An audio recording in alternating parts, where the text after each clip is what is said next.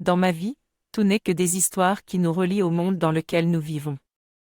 Même la science elle-même raconte des histoires cohérentes basées sur des observations précises, mais l'origine des phénomènes décrits reste inconnue. Il n'y a pas de réalité objective sur laquelle on peut s'entendre. La conscience universelle se regarde elle-même à travers nous et ne peut pas se voir autrement. La naissance de ma petite fille, Romane, a ouvert une nouvelle histoire dans ma vie et m'a fait réaliser que je suis devenu grand-père pour la première fois. Cette réalité provoque en moi de la joie, mais aussi un pincement car cela veut dire que la plus grande partie de ma vie est derrière moi et que je suis vieux. Je résiste à l'idée d'avoir fait mon temps et de changer de catégorie, mais je peux me laisser porter par le présent. Je partage avec vous une histoire de joie aujourd'hui. Cette histoire débute bien avant la naissance de Romane, ma petite fille. Romane est née d'un désir entre ma fille et son compagnon, Vincent. Avant cela, ma fille elle-même était un désir entre sa mère et moi, et ainsi de suite. Nous pourrions même remonter jusqu'au Big Bang. Romane est devenue une histoire dès son apparition puisque ses parents ne voulaient pas savoir si elle était une fille ou un garçon. Nous avons commencé à nous raconter l'histoire du bébé cacahuète avant même sa naissance. Pour Romane, qui vit dans le présent, tout ceci est encore mystérieux.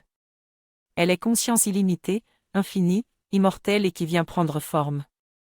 Pour qu'elle prenne conscience d'elle-même, il va falloir des histoires, celles qui existent déjà dans nos têtes et qui viendront s'ajouter à son histoire à elle. Petit à petit, elle s'appropriera cette histoire et deviendra Romane pour elle-même, créant ainsi l'illusion de la séparation.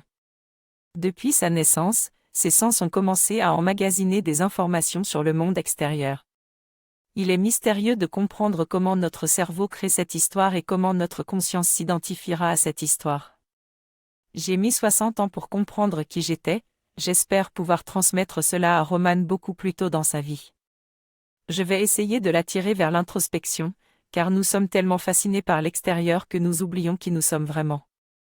Son « je » héritera des histoires des gens qui l'entourent et sera le même que le mien, celui de sa mère, celui de son père, celui de tout être vivant.